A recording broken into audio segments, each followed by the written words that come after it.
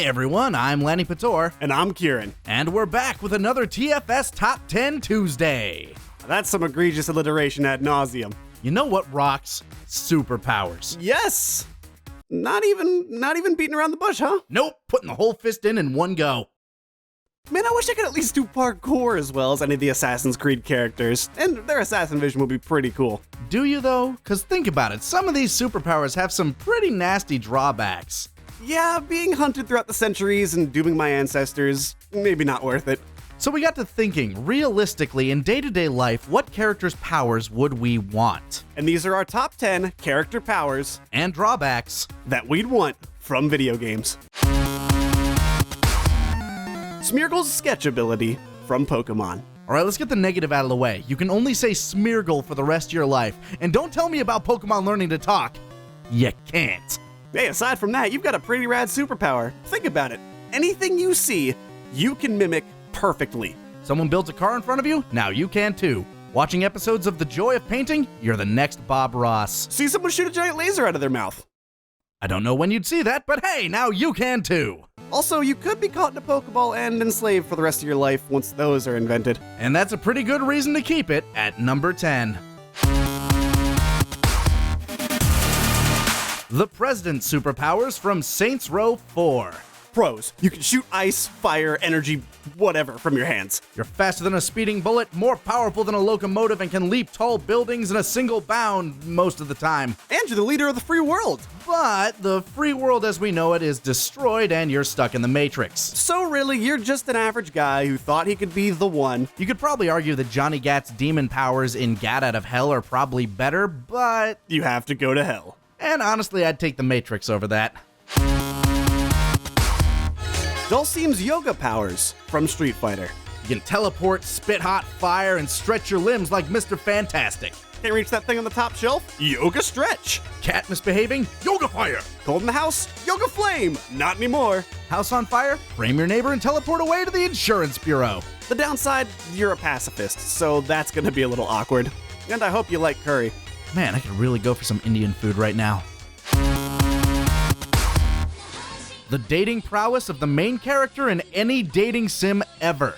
If I had to pick one, it'd probably be Honey Pop, cause I'm pretty okay at Bejeweled. Think about it. Every time you're on a date, 3, maybe 4 responses pop into your head. One of them is very right, one of them is usually wrong, and the others are okay. No more social awkwardness, because now every girl you want to bang is all up on you. And even further, you could take your charisma and social skills to new places. You'd be the world's best hostage negotiator, motivational speaker, or foreign diplomat. Nope, you've only got the powers when you're chasing ass.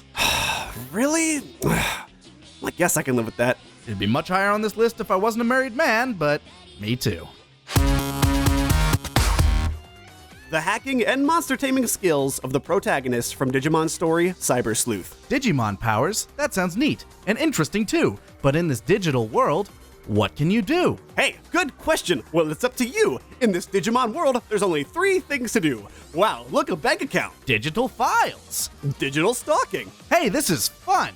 While you're this weird half-data, half-living entity, you can use anything connected to the internet to travel to anywhere and rewrite or steal anything. And you can tame Digimon. But seriously, you're just the world's best cybercriminal whose body is in a coma. His powers are a little, more geared to someone a bit more murdery, but, Screw that, I'm on the internet. I'm gonna go live with my porn. Lanny, I think we need to talk. Shut up! Corvo's abilities from Dishonored. Yeah, I am a sucker for time powers. Yeah, you can see in the dark, summon carnivorous rats, possess people, and any unsuspecting person you stab turns to ash! And he can teleport, which alone is pretty rad. No, but seriously, Corvo has one of my favorite abilities in any video game, time manipulation. He can freeze time and distort everything outside of what he's touching, setting up for some really cool, insane kills in this game. The downside is you're basically branded a traitor by the government and can't show your face anywhere. And they will stop at nothing to kill you. Yeah, if they can catch me, the guy that can stop time. But what are some real-world applications of this? Well, here, I'll show you. I'm gonna go take a piss. Zah! And I'm back. You forgot your zipper. God damn it. Abigail's neon manipulation from infamous First Light. You can essentially turn into light and travel pretty much anywhere you want. Yeah, turn into light, something that has no mass. Screw you, laws of physics. You can heal yourself from any source of neon, which would be fucking amazing in the 80s. Or fire a giant laser beam from your hands.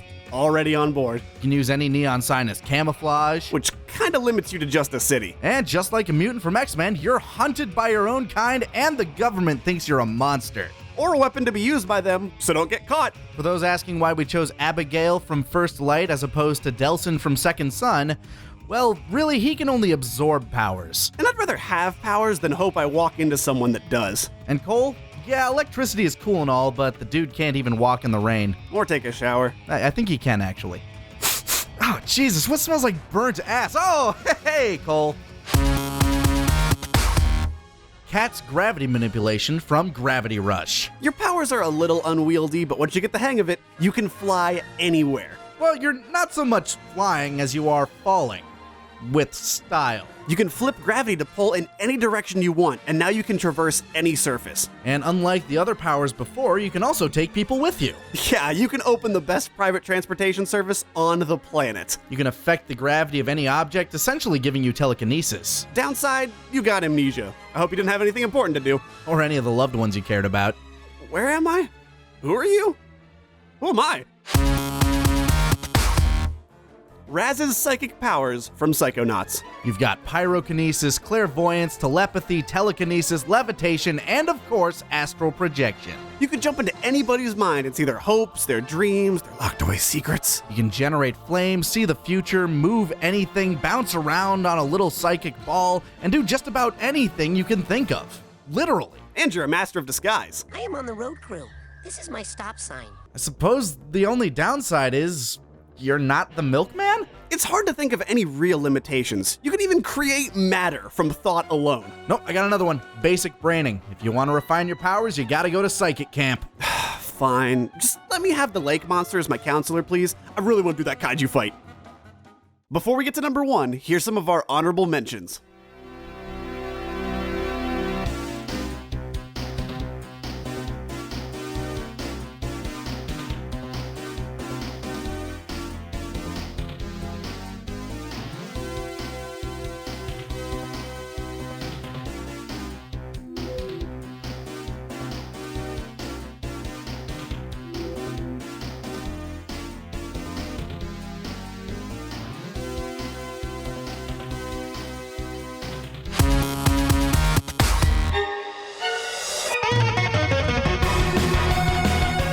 Brisk's determination from Undertale. Just look at this mouse hole and look at this cheese.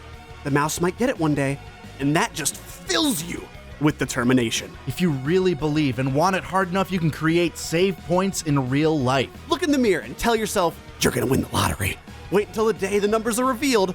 Find some way to die. And hey, you're looking back at yourself with the winning numbers in your head.